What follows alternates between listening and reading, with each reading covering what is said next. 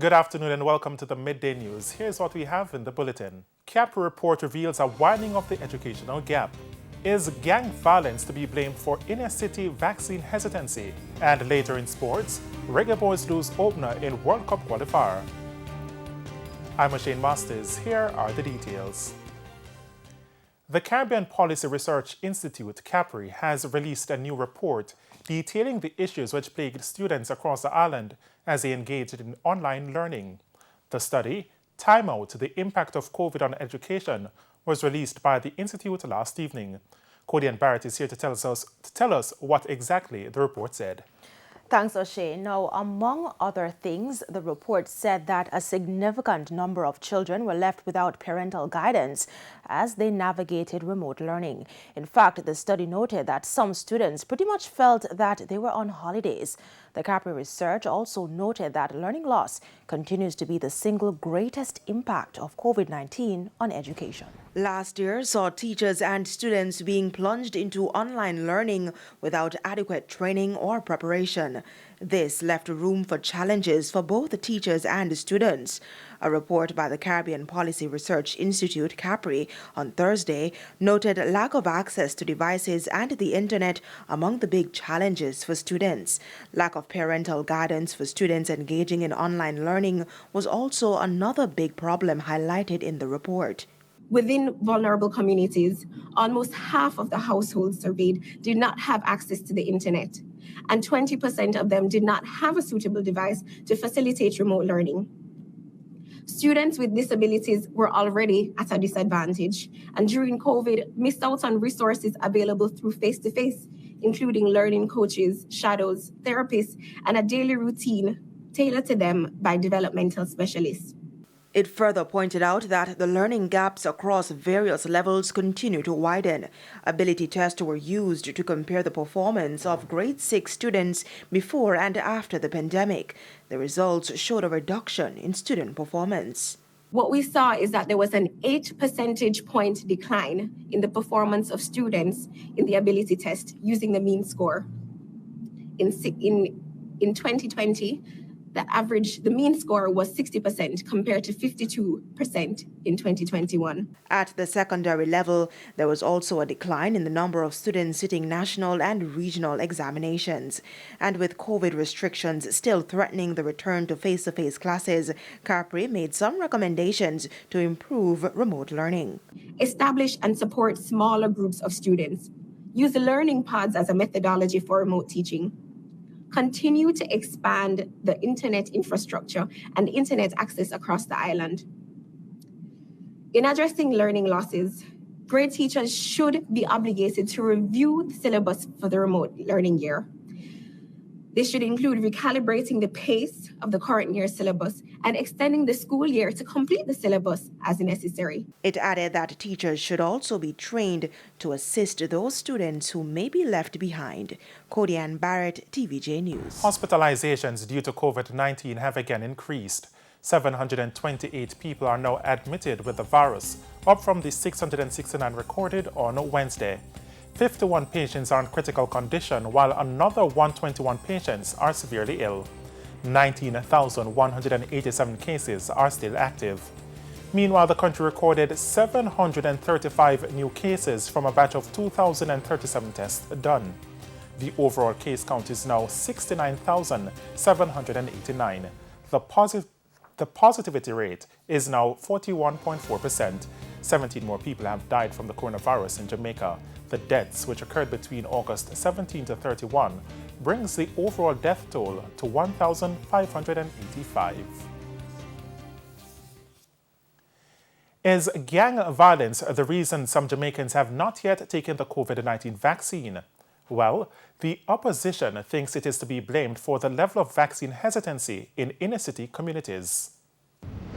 The aim is to get at least 65% of the population vaccinated by March next year. But with rivalries among gangs in some inner-city communities, there's concern that the vaccine may not reach some citizens.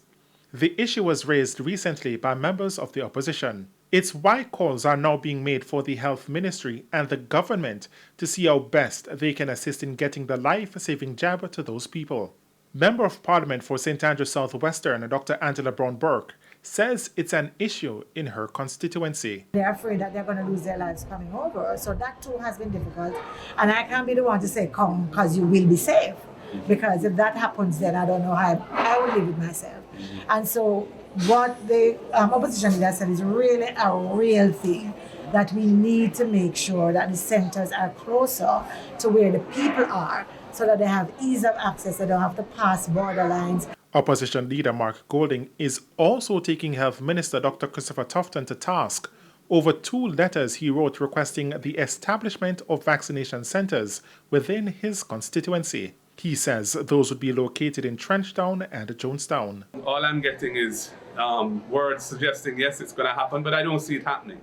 And I'm very concerned about the length of time this is taking, because every single day passing, persons who are unvaccinated have additional risk. We need to get people vaccinated as quickly as possible, especially those who want to do it or who can be encouraged and persuaded to do it, even if they're a little unsure. You know, we're not talking about compulsory vaccination and mandating vaccination in Jamaica at this time, and we may never be there.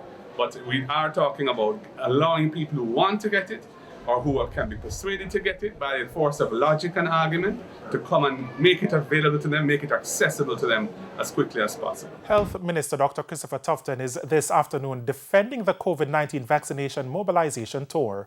The tour, which aims to encourage more Jamaicans to get vaccinated, kicked off on Wednesday in St. Thomas. Shamala Pullen reports. Health Minister Dr. Christopher Tufton says the COVID-19 vaccination mobilization tour is not the traditional tour that requires close gatherings. Dr. Tufton says the team is fully aware of how highly transmissible the virus is, and so extra caution has been taken.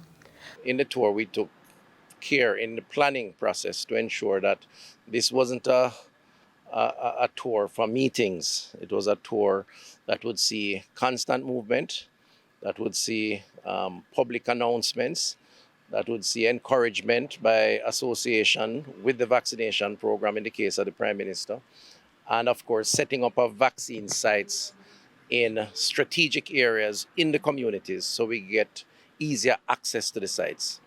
That aside, Dr. Tufton says on the heels of the arrival of over 800,000 doses of the COVID-19 vaccine into the island since August, the time is right for the deployment of more vaccine locations. We have trained our school nurses, over 100 of them, and they are going to be joining now to provide further outlets for vaccines. They are already qualified. It's just to go through the process of these vaccinations.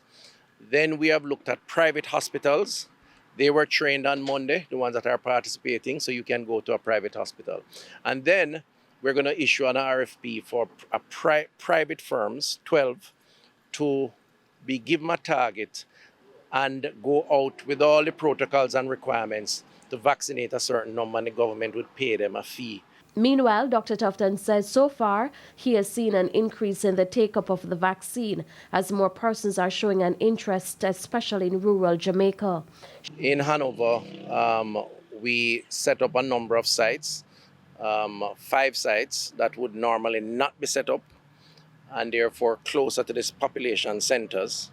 And we use the elected officials and other civic leaders to mobilize and get people out. And then I did my drive-through with the town crier and the truck and so on. I think we did fairly well. I haven't had the final numbers. I'm hoping we get to 1,000 for the parish. In the past, the parish would do maybe 1/3 of that. So we're going to have to repeat that. But what was good about it is that it highlighted the need for vaccination. Shamala Pullen, TVJ News. It's time for a break here on the Midday News. Stay with us. More stories when we return. Welcome back to the Midday News. There are calls this afternoon for the government to extend the COVID-19 incentive program for healthcare workers. In a recent letter, the Health Ministry outlined its intention to terminate the program at the end of October. The matter was discussed on Radio Jamaica's Beyond the Headlines last evening. Since the start of the pandemic last year, nurses and doctors on the front line have been working beyond the call of duty to keep thousands of COVID-19 patients alive in hospitals across the island. But there is now a major concern for healthcare workers. This follows the government's decision to discontinue payment of the COVID-19 incentive to the workers effective October 31. The move is not sitting well with key players in the medical fraternity. President of the Jamaica Medical Doctors Association, Dr. Mindy Fitzhenley, is now calling for an extension of the incentive. We're hopeful and that this will continue to happen because, as you know, the incentive is not just for working in an area of risk, but it also was initially put in place because most persons did not want to work in the area. So it was put there in a sense to incentivize persons to come and work on the COVID floor. According to Permanent Secretary in the Health Ministry, Dunstan Bryan, both the JMDA and NAJ agreed to have the payment discontinued. With the Delta variant in full swing, Mr. Bryan says the ministry is considering extending the incentive. In July, when we began to see the nature of the surge, and in early August, the contemplation was that we would need to extend the incentive, and we began the conversation with the Ministry of Finance and the Public Service. And now it's a contemplation for the inclusion of the additional resources in the supplementary estimate. In the meantime, President of the Nurses Association of Jamaica, Patsy Edwards Henry, has taken issue with the tone in which the matter was communicated. It's something she wants the ministry to consider going forward. And while we appreciate them working on getting the extension, we just want good sense to prevail and good industrial relationships to prevail and understand that when we word and when we say certain things, it strikes some chords, especially in those of us who are in advocacy. 2 nurses have died since the start of a third wave of the virus in Jamaica. Meanwhile, a task force is now being set up to get a wider cross-section of people to help in the government's vaccination drive. It comes as nurses and doctors have had to be removed from their daily operations in a bid to help the health ministry reach its inoculation target. Prime Minister Andrew Holness says the opportunity will be there for medically trained personnel to assist in the island's vaccination efforts. He says this will incorporate retired nurses and doctors not only locally but within the diaspora as well. We estimate that if we could have, in the region of 300 independent vaccinators, we could do, a good amount. We could do probably about 12,000 on average a day. If we move to 500 vaccinators, we could do about 20,000, maybe 25,000 a day. And that's the target. So that's what we're working with. During a tour of one of the vaccination sites in West Kingston on Thursday, Prime Minister Andrew Holness hailed those who got the jab as heroes. I think that you have made a good example for the rest of the country. And you have done something that is in your interest, but is also in the national interest. And for that, I call you heroes. You are the heroes on the vaccination scene. That's why I want to thank you. The faster we get vaccinated, the faster we can return to normal. So again, thank you, my heroes, for vaccinating. And it's now time for the Business Minute. Here's Cody and Barrett. In the world of business, tax offices across the island will operate at reduced hours on Fridays due to the COVID-19 containment measures announced earlier this week.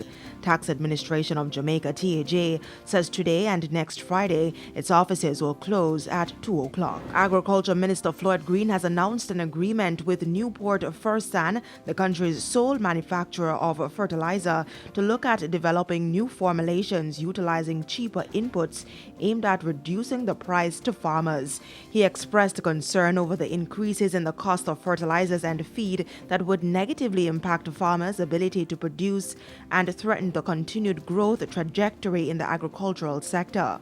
For the April to June quarter, the sector experienced a record high performance in domestic crop production of over 204,000 tons, representing a 20.3% increase over the corresponding period in 2020. And coming up in the Business Review this Sunday, Center Yourself, a skincare brand that tackles a wide range of skin concerns, all while luxuriating the process.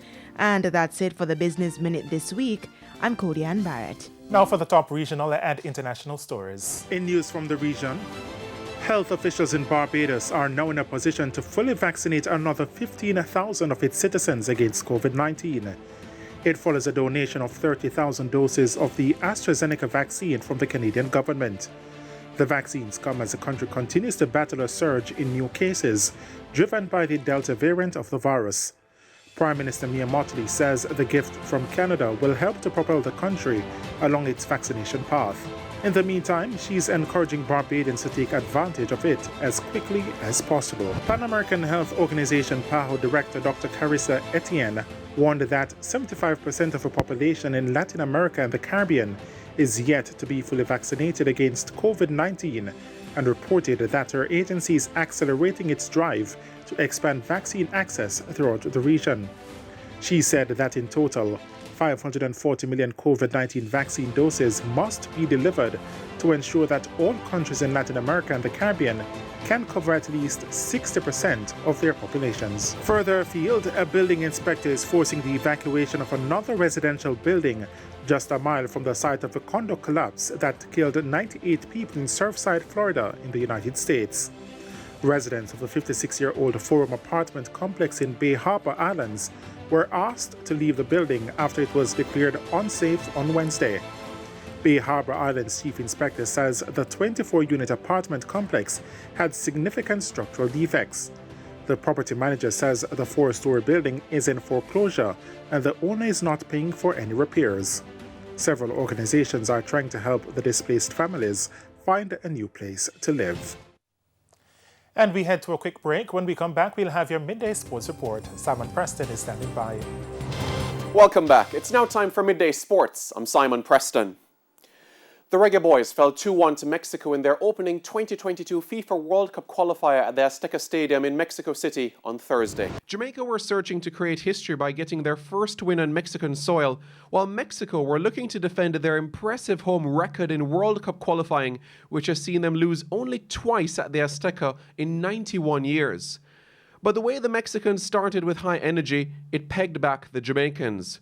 The Mexicans thrived on the right-hand side with possession, and they whipped crosses into the box, but the dangerous Argentine-born Rogelio Funes Mori, who was unmarked, couldn't find the target with his header in the 25th minute. In the second half, the Mexicans were given a little bit too much space to work with, and they got the breakthrough through Alexis Vega in the 50th minute. Vega was scoring his second international goal for El Tri. 12 minutes later, Mexico could have made it 2-0, but Roberto Alvarado's effort hit the post. Mexico were made to pay for that as Shamar Nicholson restored parity in the 65th minute. In minute 89, Henry Martin made it 2-1 to send the Reggae Boys into disappointment. Defender Damian Lowe is encouraged by the performance despite the result. But the game all in all, disappointed with the result, but with the performance and what the guys put out there, yes, there's always room for more, but the guys showed character and proud. The guys fought hard, and that's going to separate getting points on the board and qualifying for the World Cup rather than just losing a game or just, buckling and being afraid.